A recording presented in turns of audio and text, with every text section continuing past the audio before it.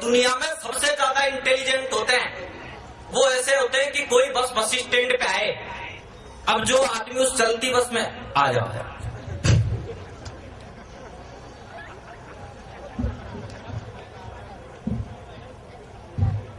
ने, वो मैंने काम सही किया था क्योंकि मैं भी पहले माइक वाला ही था। अपन को सारे काम आते हैं। देखो कोटा के लोग इंटेलिजेंट इसलिए होते हैं कि कोई बस स्टैंड पे आए, अब जो आदमी उस चलती बस में से ही कूद जाए तो समझ जाओ चित्तौड़ का है, क्योंकि चित्तौड़ के आदमियों में ज्यादा ही देशभक्ति रहती है। जो बस रुकने के बाद पूरी शालीनता और मर्यादा के साथ उतरे तो समझ जाओ अजमेर का है कि पढ़ा लिखा ही होगा, और जो बस रुकने के बाद पूरी बस का सामान चेक कर करा के उतरे तो समझ जाओ यही है कोटा का।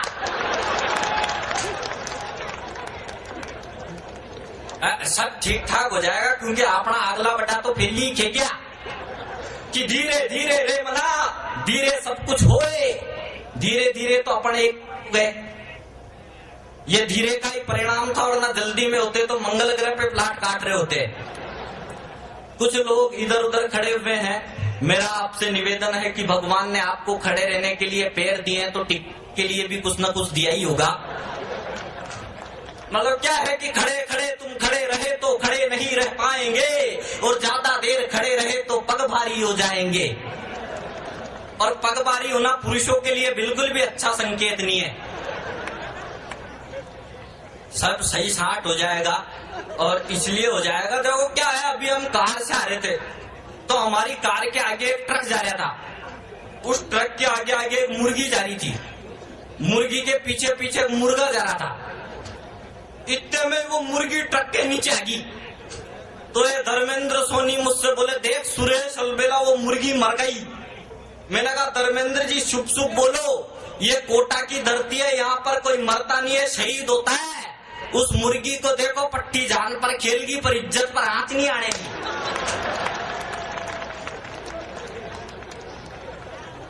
आप ना फोटो आराम से खींच लो, कोई बात नहीं है, क्योंकि कल क्या है, अब मेरी फोटो खींची इन्होंने, अब फोटो खींचने के बाद ये कल अखबार में छापेंगे, दूसरे दिन फिर वो रद्दी में जाएगी, तीसरे दिन समोसे की दुकान पे लोग उसमें समोसा खाएंगे, फिर नाली में फेंक देंगे। यही होगा ना, सही कह रहे हो ना। और मतलब आप ज्यादा फोटो खींचते हो तो पता ही नहीं चलता मेरे को फोटो खींच रहे हो कि राइफल से गोली मारोगे, तो समझ में नहीं आता साहब। कोटा महान है बहुत, कोटा जैसा एक भी महान नहीं है। वो एक 20-22 साल की लड़की रास्ते में जा रही थी, उसके पीछे से एक छोरे ने उसकी चुन्नी खींच ली। अब लड़की ने पीछे मुड़ के देखा तो एक 80 साल का बुड्ढा खड़ा था। लड़की ने बुड्ढे से कहा, दादा मेरे पीछे से ये मिस कॉल आपने किया क्या? हालांकि बुड्ढे को ये बात तो हजम हो गई, पर बुड्ढा बोला मिस कॉल कैसे करूं बेटा, मेरी तो वैलिडिटी खत्म हो गई। ये होता है कोटा में। मतलब क्या हुआ, एक प्रेमी तो अपनी प्रेमिका के साथ चंबल गार्डन में बैठा हुआ था, तो प्रेमी ने अपनी प्रेमिका से कहा कि मैं एक शाम तेरी जुल्फों की छांव तले सुस्ताना चाहता हूं। तो प्रेमिका ने अपनी विग उतार के प्रेमी को दे दी, ले, और 10-20 दिन सुस्ता ले फिर वापिस कर देना, ये मेरी नहीं मेरी मम्मी की है। अब देखो इधर इन्होंने लाई लगा रखी है, पता ही नहीं चलता ये कर क्या रहे हैं, लाफ्टर शो करवा रहे हैं या हमारा आफ्टर शो करवा रहे हैं। आप सब बढ़िया हो साहब। की एक दिन पीपल के पेड़ के नीचे मैं बैठा था आंख नीचे, प्रेमिका के प्यार में, किसी के इंतजार में, तभी एक सुंदर खूबसूरत तरुण युवती वहां आई, आके होले से मुस्कुराई। वो अपने मुंह से नाखूनों को काट रही थी, पास में एक गाय खड़ी खड़ी एक सांड का मुंह चाट रही थी। वो लड़की मुझसे बोली कि मेरा भी इस गाय की तरह कुछ करने का सपना है। मैं बोलो री आराम से चाट, ये सांड भी अपना है। मतलब पिछले दिनों तो मेरा एक दोस्त मेरे से बोला, यार मेरी एक इच्छा है, पूरी कर सकते हो क्या? मैंने कहा बता तेरी इच्छा क्या है? बोले नहीं आप तो वादा करो, रघुकुल रीत सदा चली आए, प्राण जाए पर वचन न जाए। मेरी इच्छा नहीं तोड़ोगे। मैंने कहा चल बता तेरी इच्छा क्या है। बोले मेरी इच्छा है कि जब आपकी शादी होगी तो आपकी बीवी के साथ पहली बार हनीमून पे मैं जाऊंगा। मैंने गिरी ये तेरी कौन सी इच्छा है चोटे। बोले यही यार वादा कर लिया अब तो पूरी करनी पड़ेगी। मैंने कहा चल वादा निभाएंगे, मेरी बीवी के साथ पहली बार हनीमून पे तू जाइयो, पर मेरी भी एक शर्त है। और लगे आपको कि कोटा वाले ऐसी शर्त रखते पूरा सदन अपने दोनों हाथ ऊपर उठाकर तालियां बजाना। वो मेरे से बोला यार वादा करो कि आपकी बीवी के साथ पहली बार हनीमून पे मैं जाऊंगा। मैंने कहा वादा किया पर मेरी भी एक शर्त है। वो बोला क्या। मैंने कहा मैं शादी तेरी बहन से करूंगा।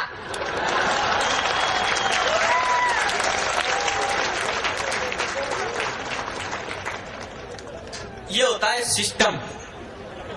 और सिस्टम बढ़िया क्या है कि देखो आज एक भी पुलिस वाला यहां नहीं आया,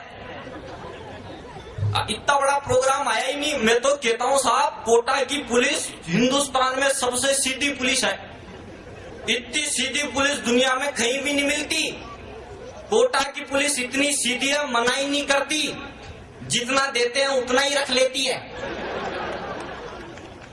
मैंने तो पिछले साल एसपी साहब से पूछा, मैंने कहा एसपी साहब आपने आजकल वो सूंघने वाले कुत्ते पालना क्यों बंद कर दिए।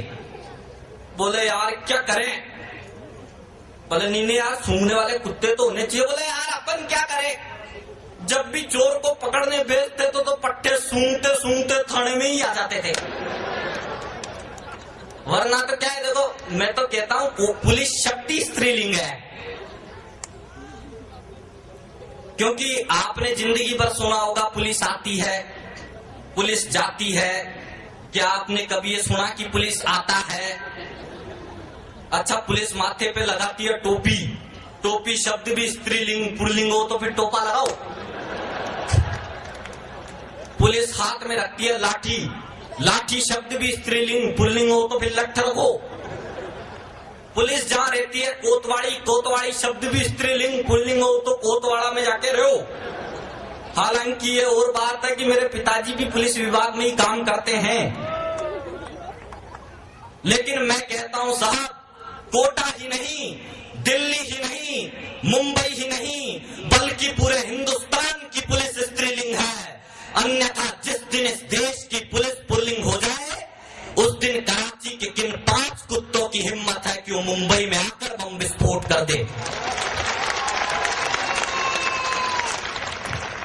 लेकिन अपन कोटा वाले तो शाणे आदमी होते हैं। जब आप साहब क्या होता है कोई मान लो आदमी ट्रेन में बैठा है, आप में से कोई अब ट्रेन में बैठा है, कोई लड़की बैठी है, आप उसके कांधे पे माथा रख के सो जाओ, क्या होगा। इधर से कोई बता सकता है। पिटोगे बहुत बुरा, और पड़ोसियों से भी पिटवाएगी। और इसका उल्टा करके देखो, कोई लड़की ट्रेन में जा रही है और वो आपके कंधे पे माथा रख के सो जाए तो क्या होगा। पट्टा जिसको सवाई माधोपुर उतरना होगा वो जयपुर तक तो हिलने का नाम ही नहीं लेगा।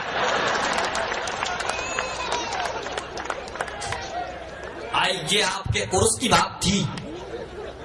हालांकि देखो दादी जी जा रही हैं, जाइए आपके जाने का समय हो चुका है।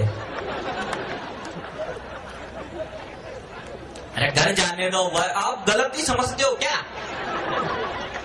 मैं जानता हूं आप सबको, आप बहुत छाणे हो। छाणे तो इतने कोटा के लोग क्या होते हैं साहब, दुनिया में जितने भी बेवकूफ आदमी है वो सब अपने प्यार का इजहार करते हैं वैलेंटाइन डे के दिन। अपन कोटा वाले इंटेलिजेंट, अपन अपने प्यार का इजहार करते हैं 1 अप्रैल को। या तो लड़की करी लेती है कबूल, नहीं तो बोल देते हैं डार्लिंग अप्रैल फुल। टेंशन का तो काम ही नहीं है।